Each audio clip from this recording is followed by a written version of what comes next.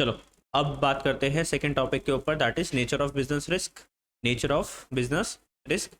अब business risk हमने last class के अंदर डिस्कस करा था, प्रीवियस क्लास के अंदर हमने डिस्कस करा था बिजनेस रिस्क क्या होता है, टाइप्स ऑफ बिजनेस रिस्क देखे थे। तो बिजनेस रिस्क के वेरियस टाइप्स क्या थे, क्या था टाइप ऑफ बिजनेस रिस्क, कौन कौन से टाइप थे बिजनेस रिस्क के? अनएम्प्लॉयमेंट बिजनेस रिस्क था, क्या था, कौन कौन से है? ये बिजनेस रिस्क था।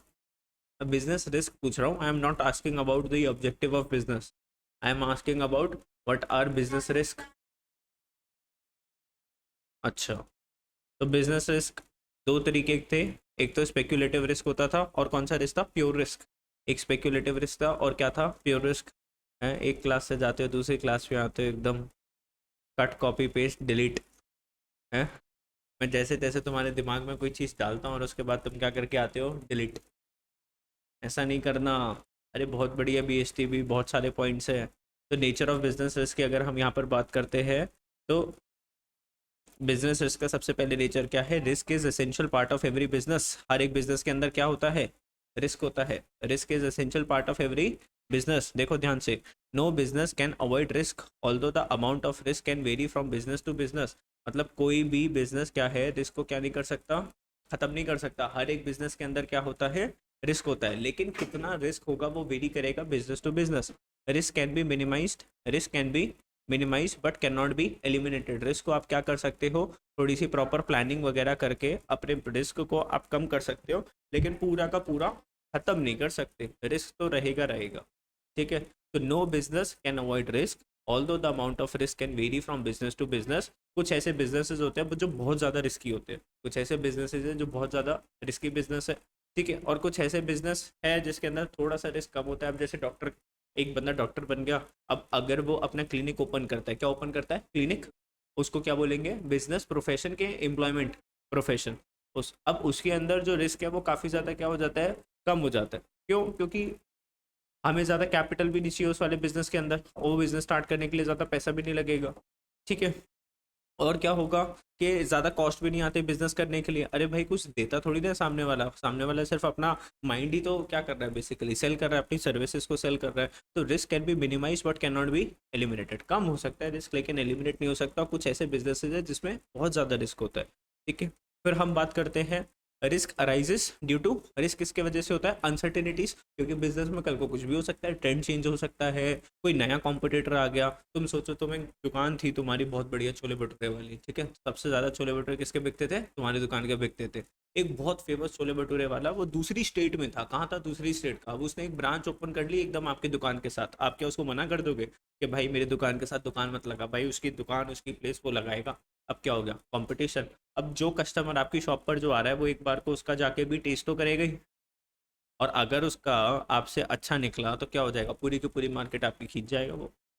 तो कुछ भी अनसर्टेनिटीज कुछ भी हो सकती है। आपके कॉम्पिटिटर ने कुछ ऐसा अच्छा प्रोडक्ट बना दिया जो जिसके आगे आपका प्रोडक्ट कुछ भी नहीं रहा, ठीक है। अब जैसे अभी कोविड वगैरह की सिचुएशन आई थी, कोविड आया था, तो रिस्क हुआ ना, अनसर्टेनिटीज, पता नहीं था कि एकदम 3-3 महीने के लिए क्या हो जाएगा, लॉकडाउन रह जाएगा, सेल्स कैसे होगी। Lack of knowledge of what is going to happen in future creates uncertainties in the business. अब लैक ऑफ नॉलेज, बिजनेसमैन के पास क्या हो जाती है, लैक ऑफ नॉलेज। जब भी हमेशा क्या करते हैं, बोलते हैं कि बिजनेस का आपको क्या करना चाहिए, रिव्यू करना चाहिए, देखते रहना चाहिए कि भाई मार्केट में क्या चल रहा है क्या नहीं चल रहा, और जो भी अपडेट्स हो रही है उस हिसाब से अपने बिजनेस को भी क्या करना पड़ता है, अपडेटेड करना पड़ता है। नई टेक्नोलॉजी के साथ बिजनेस को कंटिन्यू करना है। It may be due to natural calamities भी हो सकती है, चेंज इन डिमांड भी हो सकता है, प्राइजेस में चेंज आ सकता है, या फिर स्ट्राइक हो सकती है बिजनेस के अंदर। तो ये सारे क्या है, बिजनेस के कुछ रिस्क, ठीक है, अनसर्टेनिटीज, कुछ भी हो सकता है। तो फर्स्ट वाला पॉइंट क्या था, business is essential part of every business. Second point क्या है, risk arises due to uncertainties because future is unpredictable. Future कैसा है, अनप्रडिक्टेबल, ठीक है। आज जो चीज़ चल रही है कल वो नहीं चलती, okay. Trends keeps on changing, तो आपको ट्रेंड के साथ साथ अपने बिजनेस को या तो चेंज करते रहो तो कोई प्रॉब्लम नहीं है। लेकिन अगर आप कुछ कर ही नहीं रहे, आप क्या कर रहे हो, डेली डेली सेम वही चीज़ क्या करते जा रहे हो, करते जा रहे हो, करते जा रहे हो, क्या पुराना पुराना टाइप का हो जाता है। अभी मैं, तुम सोचो कि अगर मैं इस बोर्ड पे खड़े होकर तुम्हें बीएसटी पढ़ा रहा होता, तुम्हारे आने से पहले एक टॉपिक को पूरा लिख के बैठा होता, ब्लैक और ब्लू कलर के रेड कलर के मार्कर से, और उससे पढ़ा रहा होता, कितना ज़्यादा बोरिंग हो जाता। मेरे को तो बहुत बोरिंग लगता। अभी हम पढ़ रहे हैं थोड़े अच्छे, मैंने आपके लिए नोट्स बनाए, क्यों? क्योंकि आज ट्रेंड क्या हो रहा है, चेंज होता जा रहा है। Business depends on the nature and the size of the business. Risk किसके ऊपर डिपेंड करेगा? आपका बिजनेस का नेचर कैसा है और आपके बिजनेस का साइज कितना है। अगर बिजनेस का बड़ा साइज है तो यहाँ पे रिस्क भी कैसा होगा, बड़ा। छोटा बिजनेस तो रिस्क भी कैसा, कम। फिर बात करते हैं nature of business. Nature of business, अब जैसे मान लो कोविड में कौन से ऐसे बिजनेस पे जिस पे बहुत ज़्यादा इम्पैक्ट नहीं पड़ा था? इम्पैक्ट तो पड़ा था बहुत ज़्यादा। डॉक्टर्स के ऊपर इम्पैक्ट नहीं पड़ा था, डॉक्टर्स की तो डबल हो गया था, ट्रिपल हो गया था, बहुत ज़्यादा। ठीक है। और कुछ ऐसे बिजनेस जो नेसेसिटी आइटम्स थी, जैसे ग्रोसरी स्टोर्स। अब भाई खाना पीना तो हम लोग खा रहे थे, आटा दाल चावल वो तो चाहिए ही था घर के अंदर। मिल्क वगैरह, पनीर वगैरह, ये जो सेल जो करते हैं, तो इनके बिजनेसेस तो रन कर रहे थे। तो उसके बिजनेस का रिस्क क्या था? कम था। सबसे ज़्यादा रिस्क किसका हुआ? जो लग्जरी आइटम्स में डील कर रहे थे। जो किस में डील कर रहे थे? Luxury items. क्योंकि उस टाइम सिर्फ हमें क्या चाहिए थी? नेसेसिटी। लग्जरी थोड़ी ना चाहिए थी। आज भी अगर हम बात करें तो लोगों की थोड़ा सा माइंडसेट में चेंज आ गया, खर्चा थोड़ा सा कम कर रहे हैं, जो कि वो पहले ज़्यादा करते थे। अब लग्जरी आइटम्स इतनी ज़्यादा नहीं बिक रही। ठीक है। आगे देखो क्या लिखा हुआ है, risk depends on the nature. तो अगर आपका business of nature is something that is necessity. अब मेरी तो क्लासेस चल रही थी, ऑनलाइन मोड पे चल रही थी, because it is a necessity, education था। ठीक है, एकदम से तो सारा बंद नहीं हुआ। लेवल ऑफ रिस्क, हाँ थोड़ा सा कम हुआ था, नंबर ऑफ स्टूडेंट्स रिड्यूस हो गए थे, लेकिन कुछ कुछ तो चल ही रहा था। ठीक है। Level of risk is lower for small scale business. छोटा सा बिजनेस है तो रिस्क कम होएगा, while it is higher for large scale organisation. बड़ी और कंपनी के लिए बिजनेस थोड़ा सा रिस्क थोड़ा ज़्यादा होता है। Profit is reward for risk taking. Profit is reward for risk taking. जितना ज़्यादा रिस्क लोगे उतना ज़्यादा किसके चांसेस है आपके पास? प्रॉफिट के चांसेस है।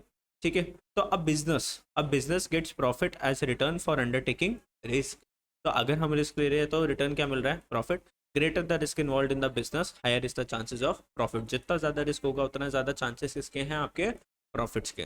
ठीक है। तो ये वाला पॉइंट क्या है आपका? काफ़ी ज़्यादा सिंपल। तो फटाफट से 4 पॉइंट्स क्या है नेचर ऑफ बिजनेस रिस्क, जल्दी से लर्न कर लो फटाफट से देख के स्क्रीन से। रिस्क इज एसेंशियल, हर एक बिजनेस में होगा ही होगा। Risk is essential part of every business. Risk क्यों आता है? Due to uncertainties. रिस्क किसके ऊपर डिपेंड करता है? नेचर के ऊपर, एंड साइज ऑफ बिजनेस के ऊपर डिपेंड करता है। एंड रिवॉर्ड है, profit is reward for taking risk. More risk more profit. अब सर कॉजेज क्या है बिजनेसेस के? What are the causes of business risk? तो यहाँ पे हर एक कॉज के साथ भी हमने क्या लगा रखी है? एक फोटो लगा रखी है देखने के लिए। नेचुरल कॉजेज, तो इसके अंदर आप देख सकते हो ये सिटी है, सी साइड एक सिटी है, और क्या आ गई है उसके ऊपर? नाम ही आ गई है, पानी आ गया, फ्लड हो गया। तो ये क्या है? Natural causes. तो बिजनेस में ऐसा कुछ हो सकता है। Human beings have little control over natural calamities like flood, earthquake, lightning, heavy rains, famines. Famines का मतलब क्या होता है? फेमाइंस का मतलब क्या होता है? Famines, what do you mean by famines? है माउंटेन्स। माउंटेन्स, माउंटेन्स क्या होता है? माउंटेन्स मैंने कब बोला? मैंने कहा फेमाइंस, FAMINE, फेमाइन। माउंटेन कब बोला मैंने? फाउंटेन बोला? नहीं बोला, इसके कान बज रहे हैं। क्या खा के आए आज? हैं? आता अब स्कूल नहीं गए? ओहो, मजे, इतनी छुट्टियाँ।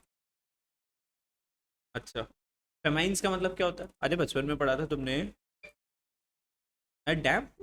अरे डैम नहीं होता, famine does not means dam. Famine का मतलब होता है जैसे किसी एरिया के अंदर अगर खाने की कमी पड़ गई, तो वहाँ पे लोग बाग जैसे मरते रहते हैं, डेथ होती है ड्यू टू हंगर, भूखमरी जिसको हम बोलते हैं हिंदी में, that is known as famines. तो अगर जैसे फ्लडिंग वगैरह आ जाती है किसी रीजन के अंदर, तो ऐसे चांसेस हो जाते हैं। अभी तो आज की डेट में ऐसा नहीं होता, ये बहुत पहले की हम बात कर रहे हैं। ठीक है। Property and income in the business, तो इसको डैमेज होता है, बिजनेस की प्रॉपर्टी को और इनकम को डैमेज होता है अगर फेमाइंस वगैरह आती है। ठीक है। आगे, तो सबसे पहला क्या था कॉजेज ऑफ बिजनेसेस? सबसे पहला कॉज था नेचुरल कॉज। फिर हमने बात करी सेकंड कौन सा है? Human causes. ह्यूमन कॉजेज क्या है बिजनेस रिस्क के? देखो, ह्यूमन कॉजेज इंक्लूड सच अनएक्सपेक्टेड इवेंट्स लाइक डिसऑनेस्टी। किसी ने आपको बिजनेस में क्या दे दिया? धोखा। या फिर आपकी ही क्या रहेगी? केयरलेसनेस। रात को एक बत्ती बंद करनी थी और बंद करी नहीं, शॉर्ट सर्किट हो गया जिसकी वजह से पूरी फैक्ट्री धुआं धुआं हो गई। और नेग्लिजेंस ऑफ एम्प्लॉइज, आपके एम्प्लॉइज ने क्या करी? एक छोटी सी नेग्लिजेंस कर दी, मतलब एक छोटी सी चीज़ नज़रअंदाज कर दी, जिसकी वजह से क्या हो गया? काफ़ी ज़्यादा लॉस हो गया। Shortage of work, due to power failure, या फिर आप जहाँ पर काम करते हो तो वहाँ पे लाइट की बहुत ज़्यादा शॉर्टेज है, स्ट्राइक्स काफ़ी ज़्यादा होती है, राइट्स बहुत होता है। राइट्स का मतलब दंगे, मैनेजमेंट इनएफिशिएंसी, दंगे दंगे दंगे, मैनेजमेंट क्या सब दंगे बेटा दंगे, डी एन नहीं। चलो बात करते हैं मैनेजमेंट इनएफिशिएंसी। मैनेजमेंट इनएफिशिएंसी मतलब आपकी जो कंपनी जो है, जो रन जो कर रही है, मैनेजमेंट जो मैनेजर्स है वो कैसे है, इनएफिशिएंट, वो ढंग से काम नहीं कर रहे हैं, ठीक है। Management inefficiencies etcetera. तो मैनेजमेंट इनएफिशिएंसीज, आपके मैनेजर्स ढंग से काम नहीं कर रहे, ओके। तो ये क्या है, मैनेजर इज अ ह्यूमन, और ह्यूमन रिसोर्सेज की वजह से हमारे बिजनेस में क्या आ रही है, प्रॉब्लम। अब तुम सोचो दीदी और मैं यहाँ पर पढ़ा रही है, अब हमारे यहाँ पर बिजनेस में क्या प्रॉब्लम हो सकती है, नेचुरल कॉज तो होगा नहीं, क्लास के अंदर सुनामी आ गई, ऐसा तो हो नहीं सकता। हमारा दिक्कत होगी किसकी होगी, ह्यूमन, ह्यूमन कॉजेस। अगर हम ढंग से है लैपटॉप तो क्या हुआ, बोर्ड पे पढ़ा देंगे किसी अगले दिन नया लैपटॉप, ठीक है नहीं बोर्ड को तो ठीक है। तो ह्यूमन कॉजेज में अगर हम यहाँ पर हम इनएफिशिएंट हो, हम कैसे हो, इनएफिशिएंट, हम ढंग से पढ़ाई ना, तो यहाँ पर क्या हो जाएगा, बिजनेस धीरे धीरे धीरे धीरे डाउन। बात करते हैं किसकी, इकोनॉमिक कॉजेज, किसकी, इकोनॉमिक कॉजेज। इकोनॉमिक कॉजेज में क्या आ गया, हमारे मोबाइल फ़ोन लैपटॉप, अरे ये कैसे आ गया, देखो ध्यान से।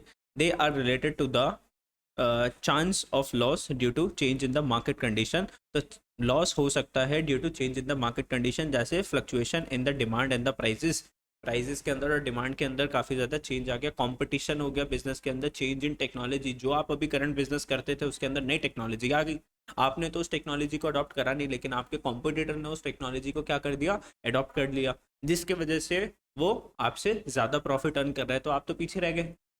समझे मेरी बात, नहीं समझे। या फिर आपका जो प्रोडक्ट था उसकी डिमांड आज की डेट में क्या हो गई, खत्म हो गई, कुछ पुरानी ऐसी चीज़ों में आप डील करते थे जिसकी डिमांड आज की डेट में क्या हो गई, खत्म। अब तुम सोचो आज की डेट में अगर मैं सीडीज और डीवीडीज बेचूं, कोई खरीदेगा, नहीं खरीदेगा। पेन ड्राइव कोई खरीदता है, कोई भी नहीं खरीदता आज की डेट में पेन ड्राइव, ओके। तो ये है इकोनॉमिक कॉजेज। तो इकोनॉमी के हिसाब से आपको अपने बिजनेस को क्या करना पड़ेगा, चेंजेस लेकर आने पड़ेंगे, ठीक है। टेक्नोलॉजी में कोई चेंज आया, कॉम्पिटिटर ने कोई चेंज करा, तो वो आपको भी लेकर आना है। अब ये कौन आ गए जी, पॉलिटिकल पार्टीज। ये कौन आ गए जी, पॉलिटिकल पार्टीज। कृपया हमें अपना वोट दीजिए। Other causes these includes unforeseen events like political disturbances. हमारे इंडिया में अगर कोई चल रही है पॉलिटिकल डिस्टर्बेंसेस, या फिर fluctuation in exchange rates. Fluctuation in exchange rates का मतलब क्या होता है, रुपीज़ और डॉलर्स। आज की अगर हम बात करें तो $1 अगर आपको लेना है तो कितने रुपीज़ देने पड़ते हैं, मान लो 79 रुपीज़ देने पड़ते हैं। अब इसके रेट के अंदर अगर चेंज आता है, ये मान लो अगर ये बढ़ता है, ये 80 पे चला गया, 82 पे चला गया, तो इसमें नुकसान किसका है, इंडिया का। लेकिन अगर ये कम होता है यहाँ से, ये 75 पर आता है, 72 पर आता है, तो इंडिया का फायदा है। तो अगर इन एक्सचेंज रेट में भी चेंज आता है तो हमारे बिजनेस क्या होगा, इम्पैक्ट जाएगा। अगर ये देखो ऊपर गया तो हमारे लिए क्या है, लॉस की बात है। अगर ये कम आता है तो हमारे इंडिया के लिए अच्छा है। पॉलिटिकल डिस्टर्बेंसेस, अब जैसे पॉलिटिकल पार्टीज होती है क्या करती रहती हैं, बहुत सारे स्कैम्स निकल के आते हैं, है ना, घोटाले निकल के आते हैं, और फिर एक दूसरे के ऊपर नाम देते रहते हैं कि उस पार्टी ने ऐसा करा, उस पार्टी ने ऐसा करा। तो इम्पैक्ट किस पे पड़ता है, हम लोगों के ऊपर, क्योंकि वो पैसा एक्चुअली किसको बिलोंग करता था, पब्लिक को, जो इन्होंने क्या कर लिया, अपने पास रख लिया। वो एक्चुअली किसके पास जाना था, पब्लिक के पास, लेकिन ये अपने पास लेकर बैठे हैं। समझे मेरी बात, नहीं समझे, समझे, ठीक है। हम्म। तो causes of business risk, natural causes, human causes, economic causes, other causes. दिमाग में फटाफट सेट करो, जल्दी से। कर लिए, सेट कर लिए, चलो बताओ हाँ, हाँ, human causes, other causes, easy था। अब हम बात करते हैं एक लास्ट इंपॉर्टेंट टॉपिक की, उसके बाद तो इजी इजी से टॉपिक है। अब ये जो टॉपिक है इसका जो नाम है, that is PST NCERT,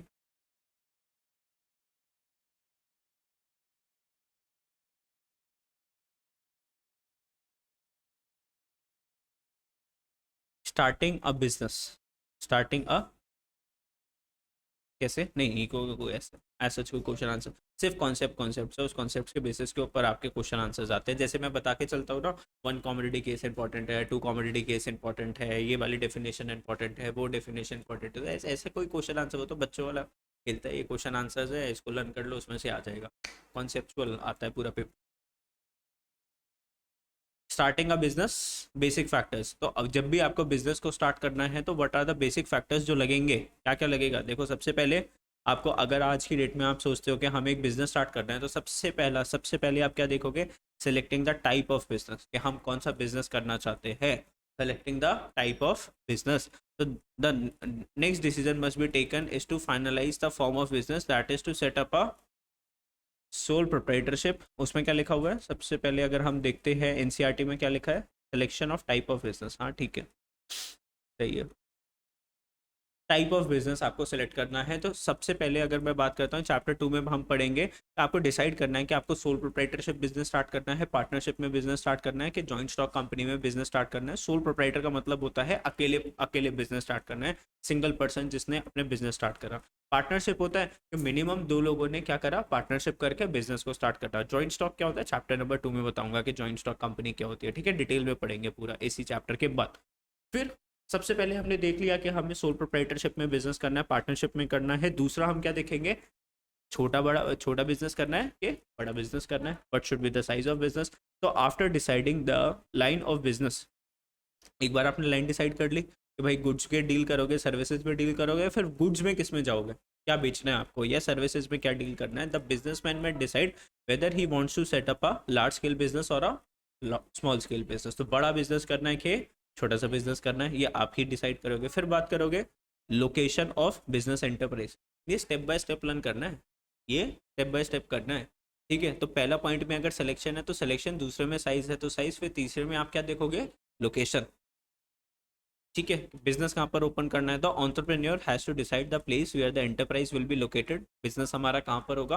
before taking this decision he must find out the availability of raw material. सबसे पहले आप देखोगे जहाँ पे भी हम अपनी फैक्ट्री ओपन करना चाहते हैं, क्या आसपास मुझे वहाँ पे से रॉ मटेरियल मिलेगा कि नहीं मिलेगा। पता चले रॉ मटेरियल आ रहा है 1000 किलोमीटर दूर से, रॉ मटेरियल आने में ही लग रहे हैं 10 दिन, तो ये तो अच्छा नहीं है। बिजनेस हमेशा आपको, अगर फैक्ट्री वगैरह आपको लगानी है, किसके पास लगानी है, जहाँ से पास में आपका क्या मिल जाए, रॉ मटेरियल मिल जाए, पार हो अच्छी, उस एरिया के अंदर बिजली पूरी हो, लेबर, सस्ती लेबर मिल जाए आपको, बैंकिंग की फैसिलिटी और किसकी फैसिलिटी हो, ट्रांसपोर्टेशन की फैसिलिटी। पता चले ऐसे पहाड़ों पे बिजनेस ओपन कर लिया जहाँ पर कुछ भी नहीं है, लेबर भी नहीं है, बैंक्स भी नहीं है, पार्ट्स भी नहीं है, ठीक है। तो you have to decide the location accordingly. फिर बात करते हैं फाइनेंसिंग द प्रपोजिशन। फाइनेंसिंग का मतलब होता है मनी, फाइनेंसिंग का मतलब है मनी। पैसा कहाँ से लाएंगे, खुद का पैसा लगाएंगे, बैंकों से पैसा लेंगे। तब business man must analyse the amount of capital he must require to buy fixed assets. अब तुम अकाउंट्स भी पढ़ चुके हो तुम लोग, तो कैपिटल क्यों चाहिए, फिक्स एसेट्स बाय करने के लिए। बिजनेस में एसेट्स ना हो तो बिजनेस तो हो ही नहीं सकता। And for the working capital, day to day expenses, daily के एक्सपेंसेस के लिए पैसे चाहिए। Proper financial planning must be done to determine the amount of funds needed. तो प्रॉपर आप क्या करोगे, प्लानिंग करोगे, ये पता लगाने के लिए कितने पैसों की जरूरत है बिजनेस के अंदर, ठीक है। तो सबसे पहले क्या था, आ जाओ फटाफट से, selection of the type of business, size of the business, location of business, फिर फाइनेंसिंग के ऊपर। अब आ जाओ दोबारा से, सबसे पहला selection of business, start. Selection of business, तो सिलेक्शन में क्या देखोगे कि सोल प्रोप्राइटर बिजनेस करना है, पार्टनरशिप करना है। दूसरा क्या देखोगे, साइज ऑफ द बिजनेस, कि लार्ज स्केल पे करना है, लार्ज स्केल बिजनेस करना है कि स्मॉल स्केल करना है, ठीक है। फिर आप तीसरा क्या देखोगे, लोकेशन ऑफ बिजनेस। लोकेशन में क्या देखना है आपको, कि आपके आसपास क्या मिल जाए, रॉ मटेरियल मिल जाए, भाई जो भी आपका रॉ मटेरियल आसपास हो, लेबर हो, पार हो, ठीक है, बैंकिंग की फैसिलिटी हो, ट्रांसपोर्टेशन की फैसिलिटी हो गए। पॉइंट नंबर 4, फाइनेंसिंग, है ना, फाइनेंशियल मनी, कितना कैपिटल चाहिए बिजनेस को स्टार्ट करने के लिए। कैपिटल क्यों चाहिए, फिक्स एसेट्स को परचेज करने के लिए, सीधी सी बात, ये तो समझाया हमें, इजी। तो 4 पॉइंट हमारे क्या हुए, एज इट इज लर्न हुए। फिर हम बात करेंगे फिजिकल फैसिलिटीज, किसकी बात करेंगे, फिजिकल फैसिलिटीज इंक्लूड मशीनरी, कितना मशीनरी चाहिए, equipments, buildings. This decision depends upon, ये कितना बड़ी बिल्डिंग हमें चाहिए, कितनी सारी हमें मशीनरी चाहिए, किसके ऊपर डिपेंड करेगा, साइज के ऊपर, स्केल के ऊपर, and the type of business activity he wants to carry on. Scale का मतलब होता है कितने लेवल के ऊपर आपको क्या करनी है, प्रोडक्शन, कितना सारा आपको सामान बनाना है। जैसे अगर मान लो आप टी शर्ट का बिजनेस कर रहे हो, तो मैं दिन की 100 टी शर्ट्स बनाता हूँ, बड़ा बिजनेस उस दिन की 1 लाख टी शर्ट्स बनाता है, तो उसका स्केल क्या है, बड़ा, मेरा स्केल क्या है, छोटा सा, ठीक है। तो फिजिकल फैसिलिटीज़ की बात करें, कितनी आपको बिल्डिंग चाहिए, कितनी मशीनरीज लगेगी, किसके ऊपर डिपेंड करेगा, size and scale of the type of the business. आगे बात करते हैं competent and committed workforce. Competent and committed workforce, competent and committed. Committed workforce का मतलब क्या होता है, जो जी जान से आपके बिजनेस के अंदर क्या करती है, काम करती है। ठीक है,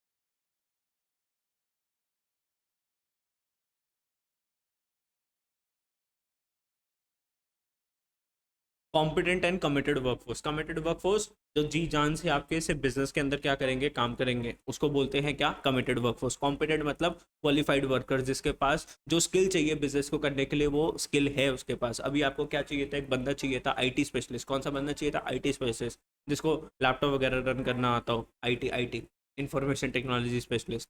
ठीक है, आईपी नहीं, आईटी। ठीक है, तो आपको वो क्या है, कॉम्पिटेंट। मतलब एक बंदा है उसने आईटी के अंदर डिग्री ले रखी है, तो वो क्या है, कॉम्पिटेंट। अब एक बंदा आ गया छोटा सा, इधर उधर घूमता रहता है, साइकिल चलाता है, वो कहता है मेरे को रख लो, तो वो कॉम्पिटेंट है क्या, वो कॉम्पिटेंट नहीं है ना। उसने तो झाड़ू पोछा करने के लिए उसको रख सकते हैं, तो ही इज नॉट कॉम्पिटेंट। और कमिटेड का मतलब जो बंदा पूरे जी जान से आपका बिजनेस करता है, ठीक है, हेल्प करता है आपके। ठीक है, तो the entrepreneur must find out the requirement of skilled. अगर स्किल्ड वर्कर चाहिए, स्किल्ड वर्कर को ढूंढो। अनस्किल्ड वर्कर चाहिए तो अनस्किल्ड वर्कर रखो। And the managerial staff to perform various activities. तो आपको देखना पड़ेगा कि ये जो टास्क जो करना है, ये जो फंक्शन जो करना है, एक स्किल्ड बंदा करेगा कि अनस्किल्ड बंदा करेगा, उस हिसाब से बंदे को रखो काम पर। ठीक है, चलो अब क्या करना पड़ेगा, अब जब पैसा बहुत ज़्यादा आ जाएगा तो मोदी जी क्या लेने के लिए आएंगे, टैक्स लेने के लिए आ जाएंगे। तो अब आपको टैक्स की क्या करनी पड़ेगी, प्लानिंग, उनसे थोड़े बहुत टैक्स के पैसे बचाने पड़ेंगे। ठीक है, अब हर बिजनेसमैन टैक्स तो बहुत ज़्यादा पे नहीं करना चाहता, वो क्या चाहता है, कम से कम टैक्स पे करे, ज़्यादा थोड़ी ना पे करना चाहता है। तो उसके लिए वो क्या करेगा, प्लानिंग, कि कैसे मैं अपने टैक्स की सेविंग्स कर सकता हूँ। टैक्स की आप काफ़ी ज़्यादा क्या कर सकते हो, सेविंग्स कर सकते हो। बहुत सारी ऐसी गवर्नमेंट की स्कीम जो उसमें पैसे लगा दो तो आपकी क्या हो जाती है, टैक्स कम देना पड़ता है गवर्नमेंट को। ठीक है, आगे नेक्स्ट 12th क्लास जब आप आएगी ना, जब मैं उसमें समझाऊंगा आपको। तो the entrepreneur must try to analyse the types of taxes. कौन कौन से टैक्सेस लगते हैं, देखो टैक्सेस ना दो तरीके के होते हैं। एक होता है डायरेक्ट टैक्स, एक कौन सा टैक्स होता है, डायरेक्ट टैक्स होता है। और एक होता है इनडायरेक्ट टैक्स। दोनों टैक्स में सीधा सा मैं स्मॉल में बताता हूँ क्या डिफरेंस होता है। अगर मैं इंडिया की बात करूँ तो दो टैक्स लगते हैं, एक कौन सा लगता है, डायरेक्ट टैक्स, और एक होता है types of taxes, indirect tax. अब सर डायरेक्ट टैक्स क्या होता है, सीधी सी बात है, मोदी जी उन्होंने पूछा बेटा कितना कमाते हो, आपने बोला 10 लाख रुपए, तो उन्होंने बोला 10 लाख के ऊपर जो भी टैक्स होता है वो आप डिपॉजिट कर दो। ये क्या है, डायरेक्ट टैक्स। इनडायरेक्ट टैक्स क्या होता है, हम कह के नहीं लेंगे आपसे टैक्स। आप क्या करोगे, शॉपिंग करने के लिए जाओगे, मूवी देखने के लिए जाओगे, रेस्टोरेंट में खाना खाने के लिए जाओगे, ऑनलाइन शॉपिंग करोगे, तो उसके ऊपर टैक्स लगा आता है, उसका नाम क्या होता है, जीएसटी। तो जीएसटी कैसा टैक्स है, इनडायरेक्ट टैक्स। हमने आपको नहीं बोला था कि शॉपिंग करने जाओ, खाना खाने के लिए जाओ, आप खुद गए, तो अब आप उसके ऊपर क्या पे करो, टैक्स पे करो। तो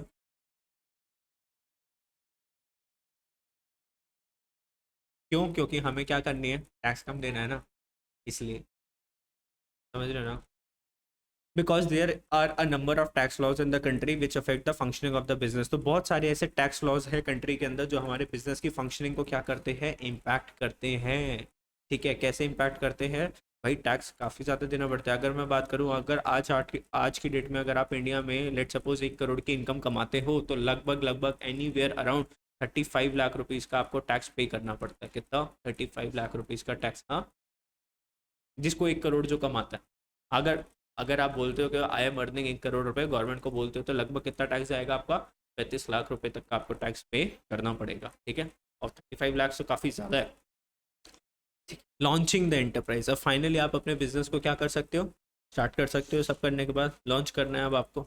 ठीक है, रॉकेट नहीं, business. After analyzing the above mentioned points carefully, the entrepreneur can start the business, which would mean mobilizing various resources and completing legal formalities. अब जो भी resources है उनको उनकी जगह पर लगाओ एंड सारी legal formalities आपकी complete हो जानी चाहिए। हाँ, तो requirement of capital जो है वो आपकी पूरी होगी, अब आपके पास पैसे भी है। Source from where the capital will be raised, और अगर पैसे की ज़रूरत है तो कहाँ से लेकर आओगे पैसे, and the best way of utilising the capital in the firm. और ये जो पैसा जो आएगा इसको कहाँ कहाँ पे यूटिलाइज करोगे, तो हमने देखा था ना कि फिजिकल फैसिलिटीज़ देखेंगे, कितनी हमें मशीन्स चाहिए, कितनी हमें और इक्विपमेंट्स की रिक्वायरमेंट है, तो उसके अकॉर्डिंगली हम क्या करेंगे, अपनी मनी को स्पेंड करेंगे। ठीक है, अननेसेसरी हमें स्पेंड करने की ज़रूरत नहीं है। ठीक है, तो ये तो हमने पढ़ा रिगार्डिंग बिजनेस। ठीक है, आज तो इतना ही पढ़ेंगे, हमारा अब ख़त्म हो गया। ठीक है, ये वाला चैप्टर हमारा फाइनली क्या हो जाएगा, फिनिश हो जाएगा यहाँ पर। अब हमें क्या करना है, अब क्या करेंगे हम लोग कि नेक्स्ट क्लास के अंदर हिस्ट्री पढ़ लेंगे।